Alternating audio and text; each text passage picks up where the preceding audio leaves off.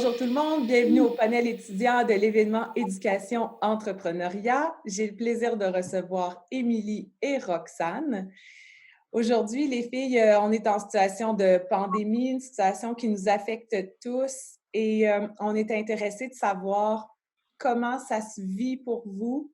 C'est quoi les plus gros impacts dans votre quotidien d'étudiante et d'entrepreneur également? Alors, je vous laisse la parole. Parfait, je vais commencer.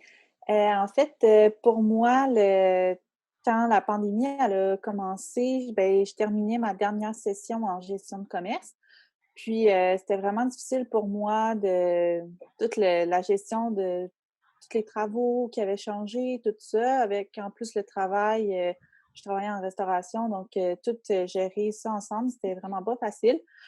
Puis, dans le fond, la pandémie, ça m'a vraiment permis, quand j'ai eu 2 semaines, sans emploi, sans aucune aide financière, rien, parce que c'était tout nouveau pour, tout le monde, en fait, j'ai appris à vraiment prendre du recul, puis vraiment écouter ce que j'avais, dans le fond, tout ce que j'avais besoin de pour moi, là.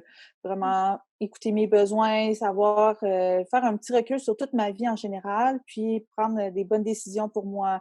Recommencer à m'entraîner, faire des bonnes épiceries, faire, de la cuisine, tout ça. Donc, ça m'a vraiment aidée à tout, restructurer mon quotidien, là, la pandémie. Fait qu'une période de remise en question Ouais, importante pour te centrer. ouais, exactement. De ton côté, Émilie? En fait, pour être bien honnête, au début de la pandémie, ça a fait du bien parce que moi, je suis quelqu'un là que, tu sais, l'horaire va être vide, mettons le dimanche. Le lundi matin, je me réveille puis mon horaire est plein pour la semaine. Tu sais, fait que dans le sens que j'avais toujours des rendez-vous par-ci par-là. En plus, j'étais en lancement, d'entreprise en même temps de faire mes études. Fait que j'avais tout le temps un horaire plein. Puis là, avec la pandémie, ben, ça m'obligeait à rester à la maison, puis à me concentrer sur mes affaires. Puis, ça m'a fait beaucoup de bien au début. Jusqu'à temps que, je perde un peu, mon équilibre que je m'étais fait avant la pandémie, donc équilibre famille, amis, tu sais, prendre le soin de soi. Tu sais, à la maison, oui, ça fait du bien de temps en temps d'être à la maison puis de relaxer, mais quand tu t'empêches de voir ta famille, tes amis, tu sais, le contact humain aussi, avec, les enseignants, ben, en fait, ça m'a vraiment, tu sais, c'est ça, ça m'a marqué là, de ce côté-là. Mmh. Heu, Fait que, tu sais, je trouve que oui, au début, la pandémie a eu des bons effets, tu sais, sur moi, mais au final, là, je manque de social, comment dire? Le côté humain me manque, là. Ah et j'entends bien, c'est comme si après l'espèce de: «Oh!» on se dépose, il y a comme un: «OK, mais ça reviendra pas là, finalement?» Mmh. Fait que ça a créé, est-ce que vous diriez que ça a créé, un manque de motivation par rapport aux études, entre autres? En fait, pas nécessairement un manque de motivation, mais plus, vu qu'on était tout le temps dans l'incertitude, puis, Mmh. le questionnement, en fait, j'ai vraiment voulu prendre soin de moi, puis me centrer sur ce qui me faisait du bien, puis mes intérêts. Donc, moi, dans le fond, il me restait juste 2 petits cours à faire. Fait que je voulais prendre vraiment le temps de travailler sur mon projet d'entreprise, passer du temps avec, mon conjoint, puis, m'occuper de tous mes projets personnels avant de terminer l'école. Je me suis dit que c'était pour moi prendre le temps d'une petite pause, puis peut-être, essayer de prendre soin de moi un peu là-dedans, là. Et puis toi, Émilie, est-ce que la motivation était, affectée par la situation? Oui et non. Dans un sens, oui, parce que tu es tout le temps dans, tu sais, au final, tu es tout le temps dans le même décor. Donc à un moment donné, ça devient lourd, tu sais, de devoir tout le temps être devant le même ordi, devant les mêmes livres, tu sais, j'ai trouvé ça un peu lourd, mais en même temps, en étant justement, tu sais, en n'ayant pas grand-chose autre à faire, ben, tu sais, j'étais pas mal obligée de faire ce que j'avais à faire justement là, comme, mes études. Mais c'est sûr que le fait de pas avoir des c'est encore le contact social. Tu sais, il était pas là, fait que, tu sais, c'est sûr que j'ai trouvé ça difficile. Puis, tu sais, juste pour dire, en gros, là, moi, je suis quelqu'un qui je tu sais, j'aime l'école, puis j'adore étudier, puis c'est la première fois que j'ai décidé justement de laisser tomber un peu les études cet automne parce que j'avais trouvé ça rough l'hiver passé. Puis dans le contexte actuel, là, je m'étais dit: «Je me forcerai pas à faire quelque chose qui va me prendre toute l'énergie du monde à faire». Fait que, dans le fond, autant pour toi, Émilie, qui était à ta première session universitaire, Ouais, pour toi, Roxane, qui avait comme 2 petits cours à terminer dans ta technique en gestion de Ouais. commerce, vous avez toutes les 2 décidé de mettre les études sur la glace. Fait qu'on peut dire que l'impact a été majeur par rapport à la poursuite des études, bien que je pense que toutes les 2 vous comptez poursuivre éventuellement, mais j'imagine qu'il y avait un lien avec ça entre l'espèce de, ben, vous l'avez dit, de transformation du quotidien, mais aussi peut-être les 48 aigus là, par rapport au Zoom, au Meet, toutes ces nouvelles réalités-là de constant contact à l'écran. Est-ce que ça vous affecte, le contact de l'écran constant? je peux répondre. Ben, OK, tu peux y aller. Non, non, vas-y, c'est vrai. Ben, dans le fond, moi, j'ai vraiment de la misère avec la technologie, là. Je suis c'est pas facile. Puis toute l'adaptation avec, c'est ça, justement, les rencontres Zoom, puis même, justement, tu sais, une rencontre, tu sais, physique, ben, c'est plus facile d'avoir une interaction, les conversations, c'est plus fluide, je trouve. Puis juste comme l'exemple en ce moment, mais tu sais, il y a moins on se coupe la parole, on sait pas qui parle quand. C'est vraiment plus facile, en personne. Puis moi, pour moi, c'est vraiment difficile, les rencontres Zoom. Puis, ouais, c'est mais on travaille là-dessus, puis, on s'habitue, là, mais ouais. On prend vraiment la mesure hein, que communiquer, c'est 7 de mots, 55 nos gestes, puis 38 le ton de voix, tout la vocale, l'aspect vocal. Puis c'est tellement vrai, hein, c'est tellement différent, ce manque-là au niveau du non verbal. Puis de ton côté, Émilie? Ben, en fait, sincèrement, là, je commence à avoir mal à la tête, là. Tu sais, je veux dire, je trouve ça, puis aussi, je trouve ça stressant, tu sais, à telle heure, il faut que je sois, OK, pour cette rencontre-là. Puis même s'il faut tout le temps que je sois au même endroit, oui, devant mon ordi, ben, tu sais, ça reste que je suis pas capable de décrocher. Tu sais, les rencontres peuvent avoir lieu à n'importe quelle heure de la journée. Tu sais, il y a pas d'horaire fixe. Mmh. Puis, tu sais, même avec l'école, tu sais, moi, l'hiver passé, mes cours étaient, préenregistrés. Dans le fond, mon cours était à distance, mais normalement, mes examens étaient en personne. Fait que c'était les moments où que je pouvais rencontrer les autres élèves, là, de ma cohorte. Puis, en fait, les cours à distance, c'était tout enregistré. Puis j'aimais ça, mais en même temps, j'avais fait le choix de prendre mes cours à distance pour faciliter ma vie, mais en même temps, j'avais hâte de rencontrer des élèves, et cetera. J'allais étudier, mettons, dans les cafés. Fait que, mais tu sais, de pas pouvoir faire ça, puis aussi de devoir subir l'écran constamment, ben, ça me donne mal à la tête, là. Tu sais, c'est stressant, c'est étourdissant aussi, là. Je pense qu'on est toutes au même diapason par rapport à ça. Puis, je veux amener vraiment notre discussion sur l'aspect entrepreneurial de votre processus parce que toutes les deux, vous avez un projet d'affaires. Est-ce que la pandémie a aussi un impact sur votre projet d'affaires? Je vais vous inviter à le nommer, peut-être à dire ce que vous faites, ce que vous voulez faire, puis après de donner l'impact. Peut-être on peut y aller avec toi, Roxane. Oui, dans le fond, moi, j'ai le projet d'ouvrir un café bistrot. Puis, dans le fond, avoir l'opportunité d'offrir un service de location de salle pour justement des réunions ou des travaux d'équipe, puis dans une ambiance qui est agréable. Puis, dans le fond, moi, mon objectif premier, c'était, même avant la pandémie et tout ça, c'était vraiment d'avoir un partenariat avec plusieurs entreprises d'ici, puis de faire le moins de nourriture ou de produits. Dans le fond, c'était pour vraiment faire connaître toutes les entreprises qu'il y avait ici au Québec, comme par exemple des petits plats préparés faits par un petit restaurant à côté, ben, qui offre un plat pour mon café, puis vraiment faire connaître, plein d'entreprises. Puis pour moi, ça a vraiment été c'est quand même assez difficile en ce moment parce qu'il y en a qui ferment, il y en a beaucoup dans l'incertitude. Donc pour moi, ça met pas sur pause mon projet. Je suis toujours en train de travailler là-dessus, mais ça met quand même un frein, là. C'est difficile, là, communiquer avec, des entrepreneurs. Des fois, j'ai plus de réponses ou des fois, c'est un peu plus long, là. Donc c'est un bon défi pour moi en ce moment, là, la pandémie avec, mon entreprise que je veux démarrer, là. Bien, effectivement, puis tu as dû voir une différence aussi depuis que les restaurants sont complètement fermés. Oui, exactement. Ben, en fait, c'est ça, depuis que les restaurants sont complètement fermés, ben, pour la deuxième fois, en fait, là, Exact, oui. C'est ça. ben, là, j'ai encore moins de réponses, là.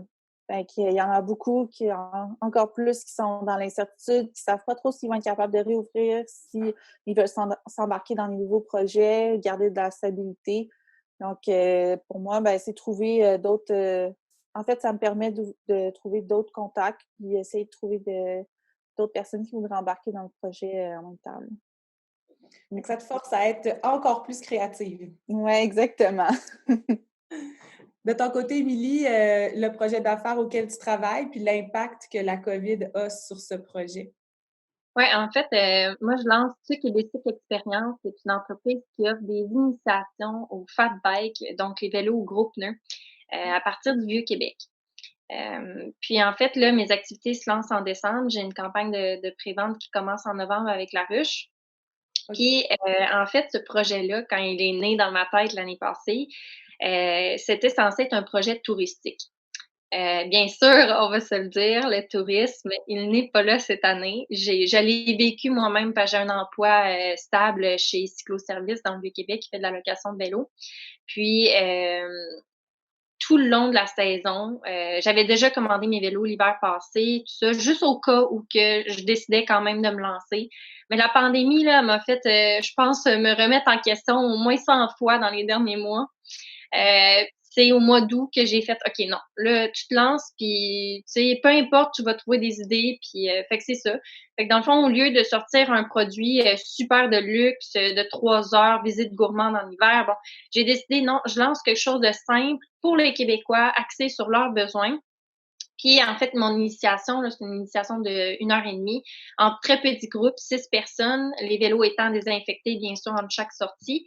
Puis, étant une activité extérieure, je me suis dit que j'avais de très bonnes chances que ça marche d'abord, le 2 mètres pouvant être respecté. Mais le problème, le gros problème présentement, c'est le manque de clarté au niveau du gouvernement. Donc, tu sais, on ne sait pas qu'est-ce qu'ils vont annoncer dans les prochaines semaines. Puis, fait que moi, faut que je me planifie tout dans toutes les circonstances possibles. Donc, par exemple, si les activités de groupe sont pas permises, ben là, il faut que je transforme tout en tour privé. Fait que là, il faut que je calcule, est-ce que je vais être capable de servir 400 clients sur tout l'hiver à juste 2 personnes par tour, tu sais?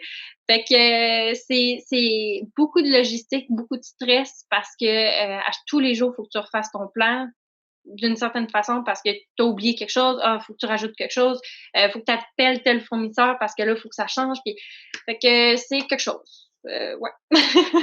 Ça demande une agilité exceptionnelle, puis de Ouais. toujours pouvoir te retourner. Puis je suis contente d'être toute seule pour lancer ça. Ben, toute seule, c'est pas vrai, on n'est jamais seul quand on lance une entreprise, mais je parle de pas avoir d'employés, de pas avoir de partenaire d'affaires en soi. Tu sais, oui, je veux dire, je lance ça parce que je suis très bien entourée, mais au niveau personnel, l'entreprise, elle m'appartient, puis j'ai pas d'autres employés pour l'instant. Puis je suis contente parce que je n'aurais pas le temps de gérer une équipe présentement tellement j'ai juste des technicalités à gérer. Fait que je peux comprendre les entrepreneurs présentement là, qui doivent tout gérer en même temps.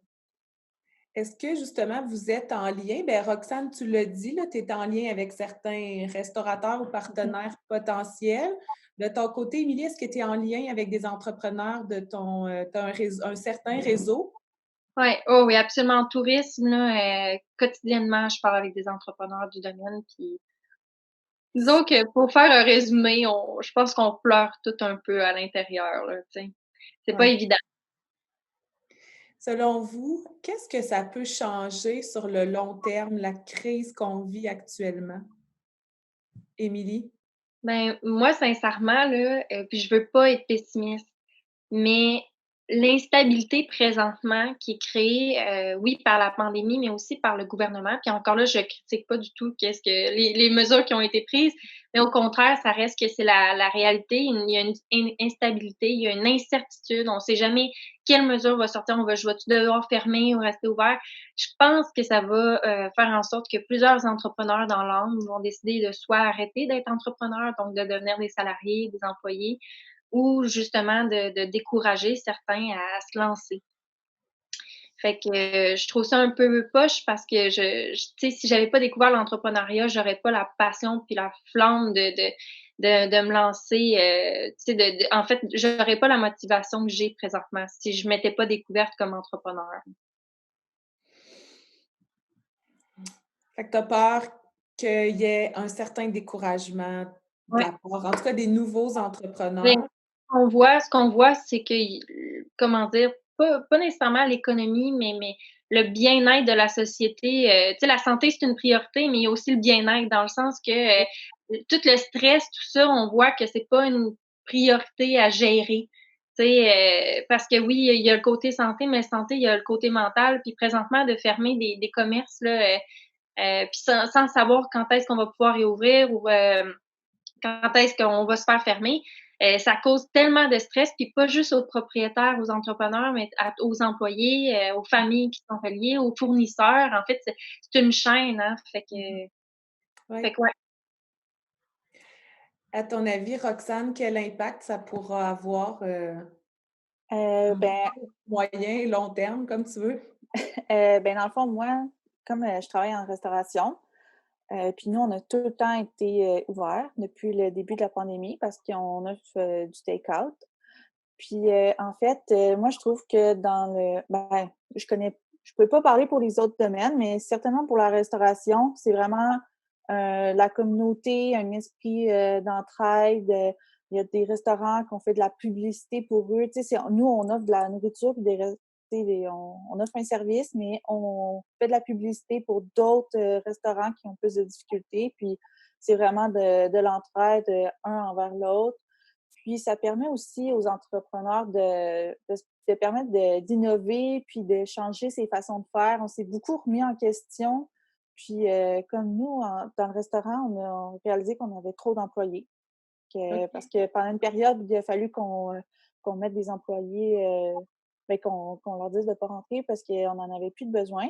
Puis ça a vraiment été dur de dire ça aux employés, tout ça. Puis en même temps, on a réalisé qu'on avait une équipe vraiment fort, unie, puis ça permet de vraiment, c'est ça, là, d'unir l'équipe, puis de travailler tout ensemble. Puis non, ben, pour nous, ça a été vraiment une expérience qui a été, ça nous a quasiment aidé à tout restructurer, prendre le temps de tout travailler ensemble, puis de trouver des nouvelles idées, puis changer nos façons de faire, trouver des nouveaux produits pour justement ceux-là qui étaient plus offerts par nos fournisseurs, ben on en trouvait d'autres, puis c'était ouais, nous, je trouve que ça peut amener du positif, là, toute, la pandémie, là, en innovant, en trouvant des idées, puis avec l'esprit de communauté aussi, le monde qui venait nous aider, nous encourager, là, c'est vraiment le fun, ouais. Ça, c'est beau J'aime c'est vrai que c'est beau de voir ces mouvements-là de vraiment Ouais. communautaires, puis d'entraide, puis tu sais, en tout cas, pour ce qui est des restaurateurs, je suis à Trois-Rivières, mais il y a, tu sais, même heu, nous tous, là, les gens de la communauté, on a envie, tu sais, de les encourager, genre une fois par semaine. Puis peut-être que, Émilie, quand tu entends ça, est-ce que ça résonne dans le tourisme ou ben, en c'est fait tellement en difficile? ouais, ben, en fait, c'est ça, tu sais, Roxane, je suis contente que tu amènes le positif parce que c'est vrai que c'est pas juste du négatif, mais je dois avouer que je baigne présentement dans tu sais, comment dire? C'est comme plus fort que moi de parler du négatif présentement parce que sincèrement, je le vois au quotidien, puis c'est comme, une souffrance silencieuse, fait que ça fait du bien d'en parler. C'est comme, c'est psychologique. Mais en fait, j'avoue que, c'est vrai que dans le fond, c'est la première fois que, j'ai senti une très belle ouverture entre entreprises à s'entraider dans le milieu touristique. Puis on va se le dire, le milieu touristique, c'est un milieu qui est très compétitif. Puis dans le fond, j'ai aimé voir qu'on aurait, tu sais, on pouvait développer maintenant des nouveaux partenariats, repenser comment qu'on fonctionne.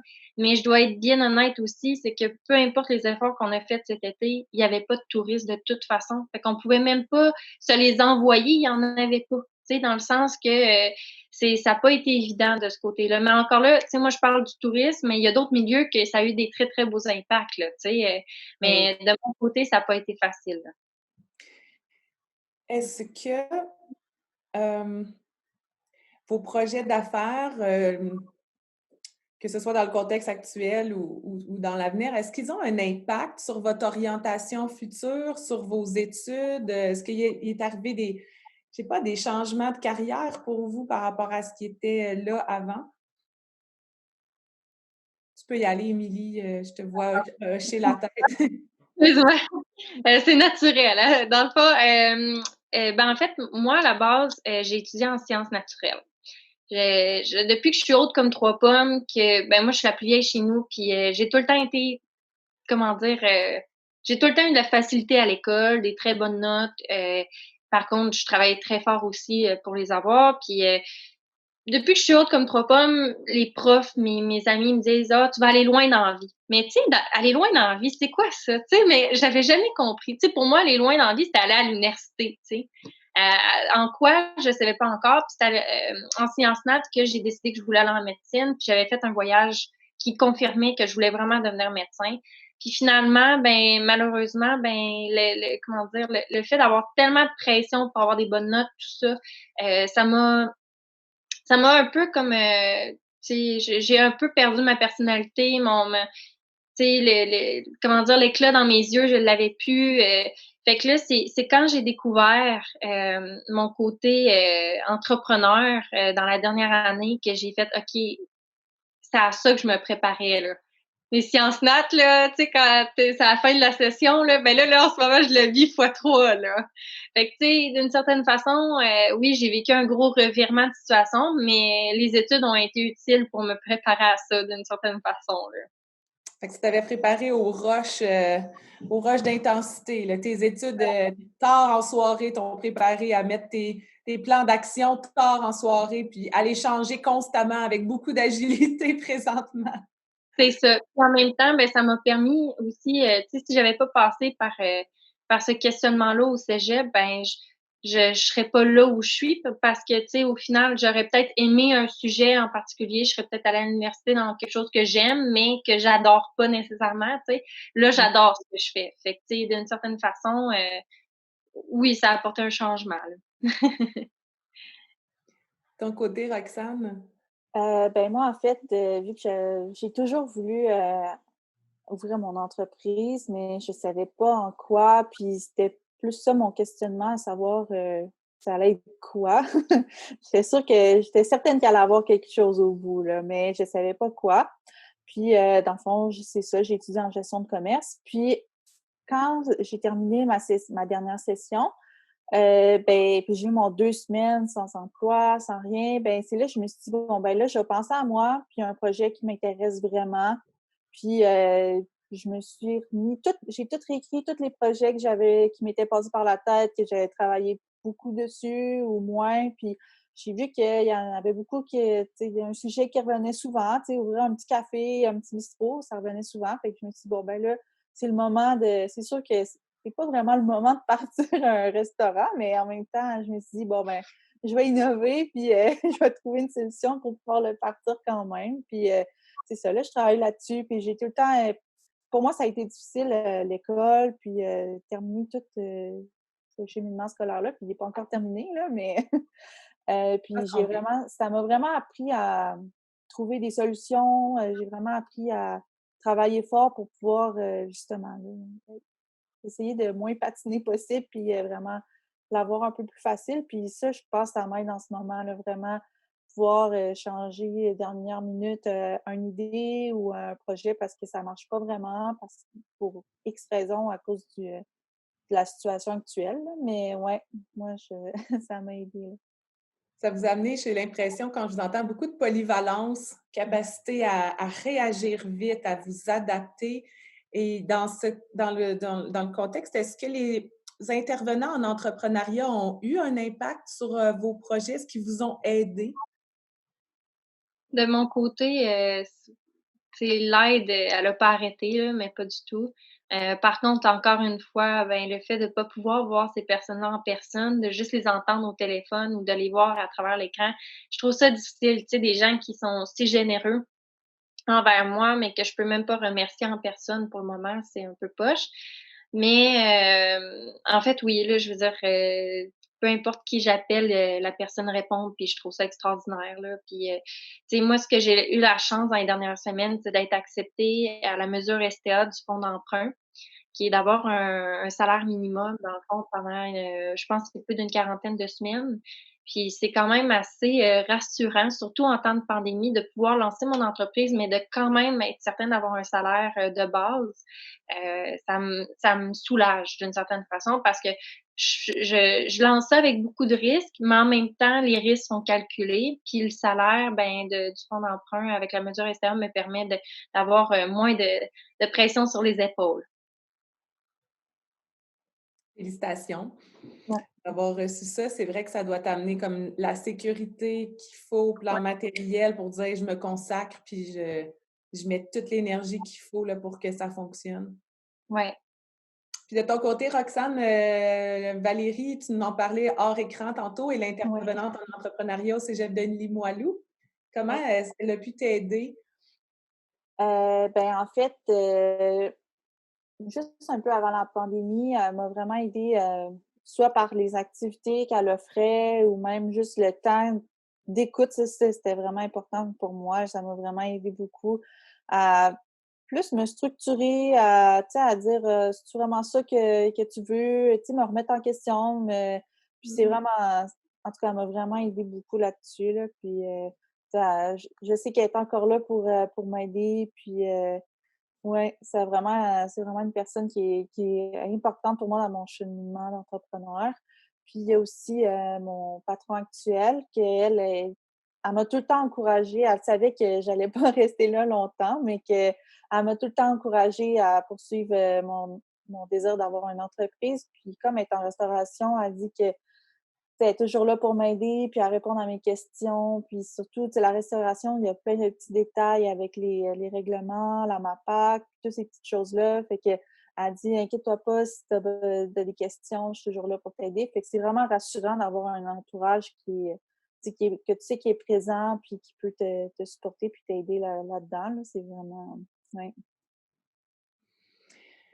On dirait qu'en terminant, j'ai envie de vous demander qu'est-ce que le cégep ou en général les établissements scolaires postsecondaires peuvent faire pour soutenir les étudiants qui ont envie d'avoir un projet d'affaires?